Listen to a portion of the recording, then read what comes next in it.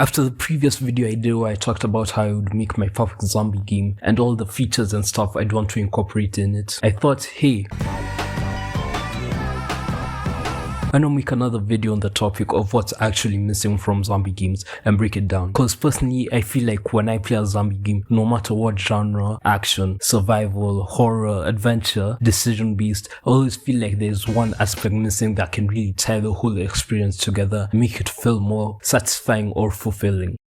So with that being said, welcome to and welcome back to my channel. Subscribe if you're new and like the video, it helps out a lot. But anyway, let me break my way of thinking down to you guys and why I feel like zombie games can't really capture that weird feeling that I'm after. Well, first off though, what even is a zombie game and what constitutes as a zombie game? Well, let me try and answer those questions with my own definition. So I'd say from my perspective, a zombie game is a game where zombies are a main threat, whether it's fighting them directly head on or surviving the apocalypse while escaping zombies. And now that's just a general-ish description that can cover a wide multitude of games. Like, if a game features zombies and other monsters, is it considered a zombie game? My answer to that would be no. A zombie game, well, specifically has to be focused on the dynamic of the zombies and the humans. Now that's all well and good, but zombie games span over a myriad of genres that can intersect.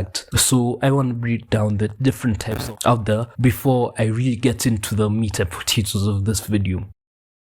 So, why do I say something feels a bit off about zombie games? So to understand what I'm truly missing in these types of games, I want to break down all the common things that, well, the type of zombie games I play try to capture and all the things they do different and how exactly they keep missing the mark. So personally, I'm more in the survival open world zombie game sector of things, so that's where I'm going to be focusing on in this video. Okay, so let me tell you the games I'll be talking about that I think come the closest to the type of experience that I want when I look for a survival zombie game. I'm gonna look at Project Zomboid, Days Gone, State of Decay 2, and The Walking Dead, Saints and Sinners. So I've done a lot of yapping, but those 4 games I've mentioned, I personally think come really close to creating the experience that I want of being a true survivor and adventurer and being tactical and technical in gameplay, with systems to help you survive the zombie apocalypse and just, you know, get through the day-to-day of the world that the game has built. But why do these specific games come so close to perfecting the experience?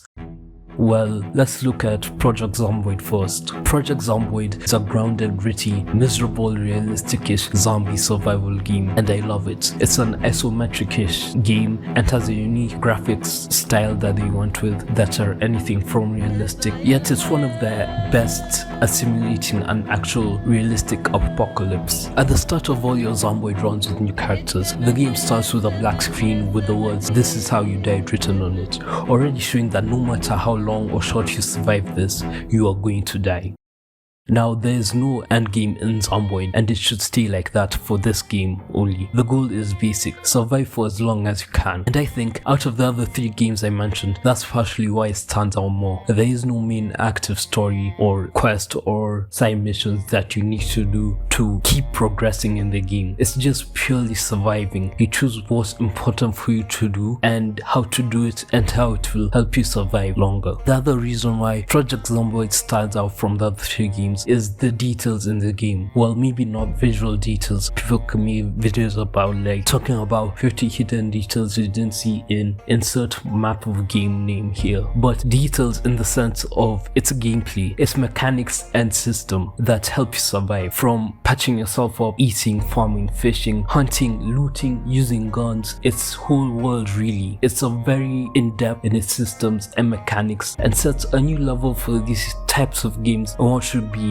the standard, well, in my eyes, I think. But with the game being as great and as fun as it is, the one thing it's missing from making it the perfect zombie survival game is a simple, good NPC system that can work with the game. And here's what I want from it. I want it to be where the NPC's first mode of thinking is survival, self-preservation for themselves, whether that means them fighting you, forming a group, or going solo, or building a whole community community. But this would only work, or rather work better, if NPCs were rare and encounters with them were rare.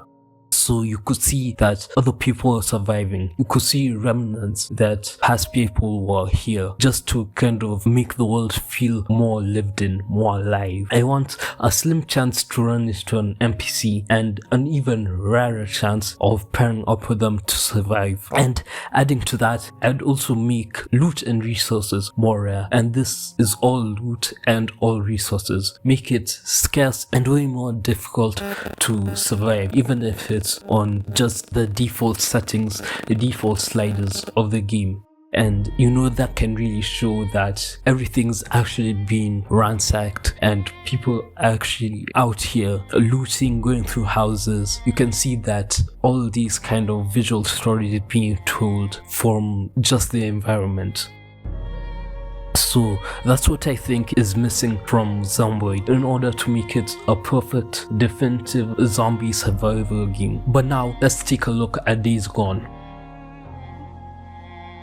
Days Gone is a third-person shooter, zombie survival game that is basically, as I like to put it, a Daryl Dixon from the Walking Dead simulator. And that is just because of the bike, but the main character actually kind of looks a bit like Daryl Dixon. So yeah, okay.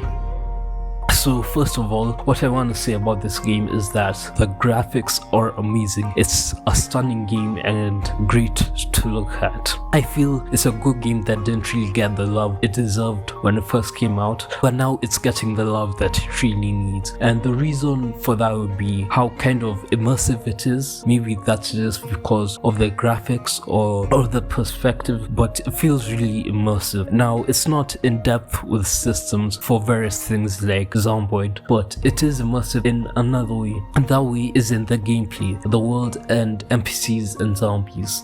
What I mean is that where Project Zomboid lacks in having NPCs and another threat outside of the zombies, Days Gone kind of makes up for it in the game and also the atmosphere its world has. So what Days Gone does with the world, NPCs and zombies to feel more immersive is with allowing the player to actively engage with the environment and use it to your advantage. Unlike Project Zomboid, because you know with how the game is, the perspective of the game, there's only so much you could do. I feel like Days Gone, due to its third-person perspective, lets it get more personal and closer to the danger. And with hostile NPCs, you have to really think about your approach of how you're gonna survive passing through a group camp or a zombie-infested area. So more of a pick your poison type of dilemma that you get in the game. Another thing I like about Days Gone is the autonomy given to the NPCs and zombies, where you could see NPCs fighting the zombies, trying to survive. The world doesn't stop just because you are not witnessing it, just because you aren't in a certain area. The world doesn't stop, it keeps going, and that's why I put it here. But there is something missing that could tie this game up all together and make it a great game for me. Well, personally, I'd have to say that the game lacks depth. Depth in systems, mechanics, and details. Yes, the game has systems and mechanics, but they don't seem really as fleshed out and unique as they could be, and detailed like in Zomboid, to truly immerse you in being in the world of Days Gone. And yes, the game is beautiful and it has that depth and wide array of just all these graphical miracles happening around you, but I think there could be so much more done if, you know, just focus more on refining systems and making it more interactive. Another thing I personally think that's holding the game back is the quest and story. I'm not saying the story is bad or anything, I'm just saying that sometimes I want to be let off the leash. Like, let me go on my own from the jump, no quests, no nothing, just let me survive on my own way and find my own way in this world. Let me make my own allegiances, let me, you know, start my own groups, let me do what I do, let me build my own base, let me see how to survive in this world. Like, I know that the developers envisioned this for the game specifically, but I just feel like there could be more potential with making quests take a backseat and just letting us figure it out on our own. I do have to say though that the hordes and zombies in Days Gone are great. They're scary sprinters that really trigger that adrenaline fight or flight response in you, so you have to be really careful and on your toes. Like, I remember just a couple weeks ago, like when I was making the other video, I remember searching for clips that I was gonna use for the gameplay for Days Gone, and all I saw was just these crazy hordes, these other guys just clearing these like massive number of hordes in minutes, in like under 10 minutes or something, and it was kind of scary. I'm not even playing the game, but I do feel the fear of messing one step up and just getting overwhelmed. It's really fun to feel that fear in a game. So yeah, that's one thing that both these games have that I enjoy. They can be genuinely scary in certain situations, and that fear can get executed differently in both games. Like in Zomboid, yes, I get scared of the hordes and just messing up something, but I'm more scared of not knowing what's behind a door. Like, not knowing what's hiding behind a building or a hallway. Like, when you just enter the house, you're looting, you go up to a bedroom, a bathroom maybe, and you just hear that sound, and maybe there's a zombie on the other side of the door. And in Zomboid, you get bitten, you get infected, and that's pretty much game over. And that's the other type of fear that really helps the game feel very fun and, kind of worth playing. So when you just hear that alert sound when you open the door, and now you're face to face with a zombie and you have to act really quick. It's scary, man. It's scary, it's fun, it's wonderful. But anyway, so now with Days Gone out of the way, let's take a look at the State of Decay games 1 and 2, and with PC Games and .com saying that the third one will release next year, I thought it'd be perfect to put it in this video. So I guess for this part of the video,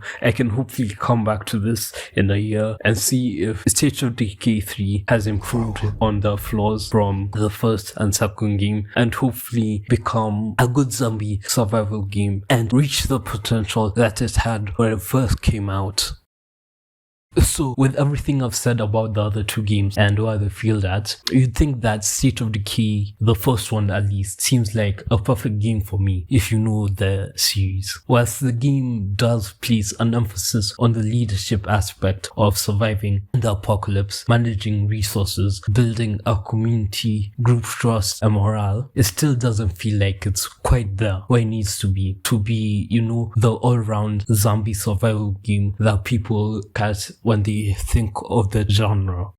Why I say this is because I think the games have leaned a bit more into the RPG sort of elements in the game and kind of neglected the actual surviving part in the game just a bit. I feel like, again, there's a lot of quests made to keep the player busy from just wandering off doing their own thing. Now, I'm saying this just for the first State of Decay, but personally for me, I feel it would have been better if it wasn't so linear for this type of game, because the world is so good and the zombie types are great and scary even if they aren't the type I typically enjoy. State of Decay 1 is still loved by a lot of people today, and I can see why. So now we have to talk about State of Decay 2, which is not as loved for a myriad of reasons. Well, the reasons for this is that the game, quite frankly, feels sluggish, slow and repetitive. It feels kind of like detached from the player and having enough detail to keep people playing. I say this because they decided to do away with the story and let players have more freedom, but then they didn't actually make the newfound freedom fun for players to keep coming back and to actually enjoy. They didn't expand the world more to make it actually fun fun to explore and survive. So there's that, and then they also have NPCs, but the problem with there's no depth to the NPCs you interact with. There's no depth to the game mechanics and systems that make the game feel fun to survive in. AI, in what I believe in the previous game, made it good with interactions, NPCs and base building, communities and leading. It feels like it took a real step back, a leap back in quality. It actually just kind of degraded in itself and as the years pass by. But the game is fun though, but it could be so much better. I hope State of Decay 3 can improve on these problems and the connection between the survivors and our characters and add depth into the game. Even if it is the tiniest bit, I think that can push the needle. I think that can push the needle further. I think that can push the needle further for it to be in actual contention of being, a good zombie game. They can add something like extra bonds with survivors, like family, friendships, and rivalries, which could really inject some needed life into the game and make it great. But that's all I have to say for the State of Decay games. It started out as a kind of trial for what could be achieved in these types of games, though with some tweaking here and there, it could have been great. It's still good, but it could be amazing. So let's talk about the last game I listed, and the only VR game here that I think actually attempts this type of format. I don't remember seeing any other VR game that can really, make a good zombie survival game. So this game I'm talking about is The Walking Dead Saints and Sinners. And I know it's been so many years since this game released, and many of you probably don't know it or don't remember it, but I remember it because I just remember seeing the potential it had, and especially in a space like VR. It had so much going for it and so much more that it could achieve. So, surely this game would tick a majority of my boxes. I'm a Walking Dead fan. I love the show and its spin-offs. Well, maybe some of them. And this is a VR game, so I'll be super duper immersed in the world I've always wanted to be in. It has the types of zombies I like, the NPCs, okay, basic mechanics, but still fun to play. Now, the problem I have with this game is that it's too short and way too linear. Yeah, these side missions here and there, but other than that, you can't really explore like you can in the other games. You can't really go out of the developers' kind of bound space that they've put for you. Like, you only have 1 or 2 goals and you just focus on that.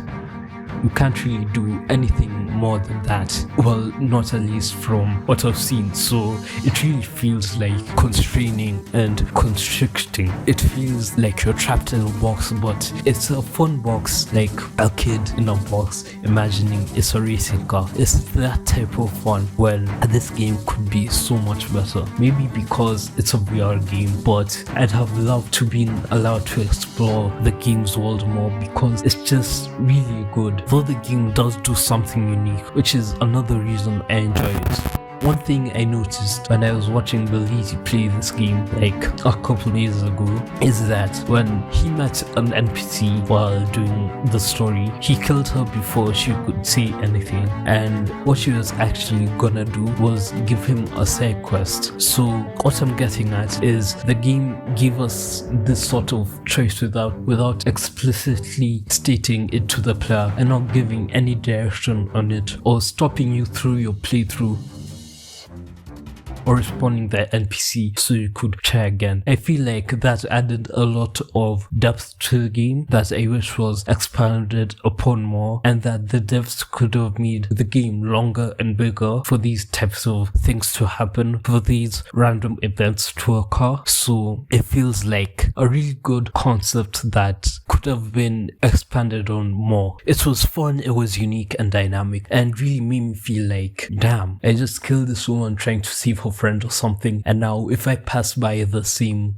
building or location of where the same mission was taking place, I can see the friend dead or turning, which is really cool and really made the world feel alive and reactive to us being there and making decisions. So with all that being said, and me talking about all these games, why do they still feel off? Why does it still feel like they fall flat in some aspect of the vanilla version of the game? Like, yeah, I can add mods to enhance the experience, but mods are mostly made by just one person, and they are very good, great, amazing mods, and I respect everyone who can make mods for these games, but I just kind of always expect a bit more from the base game, especially single player. So it just kind of feels like I get excited to boot up the game, but within an hour, or within not even an hour, that's too short. Like 3 days of just enjoying the game, doing everything. I just feel like there's something missing, like a big zombie-shaped hole in my heart that can't be filled when I play these games. Well, I can see that they're trying to hit like 4 quadrants of genres at once: zombies, survival, open world, apocalypse, and then add on to that building NPC and AI systems, and then making intuitive, innovative mechanics for the game to be fun and, you know, just keep the player engaged. So it's really hard, it's really difficult, and this doesn't have the biggest market, so not a lot of people are really going to try and make more games like this, because it's not really as profitable, or, you know, not really as appealing as, let's say, Black Ops, Cold War, or whatever. So yeah, but another reason that can resonate and cut through the line of games and apply to them is that these games can get repetitive fast, which can lead to being bored. For some, it works sometimes. Like in Zomboid, when I'm on my save, the repetition and isolation let me take a deeper introspective look into whether sometimes it's even worth it to keep living if you're the only one left alive in the whole world or the local area. For better or worse, it helps with some inflection, but still when something gets repetitive fast and you're doing the same thing over and over and over and over again with no change, you might go insane, and all these games suffer from that repetition. Whether it's the restriction of being trapped in a linear story with a few exploration paths, or the aimlessness of roaming a world filled with zombies as a sole survivor with no clear end goal, it can get very repetitive, lonely, and boring. Another reason as to why I think they feel off is that they feel empty. And yeah, I know it's an apocalypse and most people have died, but most of the games don't feel empty in the eerie, creepy way that sets a mood for the game and the world, that everyone's gone and it's weird. You're still seeing remnants of the old world, and you can't imagine seeing this big city not filled to the brim with constant people being busy. It doesn't feel like that. It feels like there's nothing much to do or to look at. Like, I want to see the world tell a story. I want to see skeletons of past survivors, zombies in a locked house bedroom with a torn apart human's body, doors broken, windows smashed, roads blocked, cars abandoned, things from before the apocalypse or just when everything went to hell, and maybe an actual other verbal thread in NPCs that act in different ways and have different goals and motives and communities, and maybe you try and join one or start your own community. So yeah, that's all I have to say about this complicated genre and how hard it is to actually get right. But yeah, hope you enjoyed the video. Like, comment, share, and subscribe if you want to see more and join the community. It really helps the channel a lot. So thank you, and I'll see you in the next one. Bye.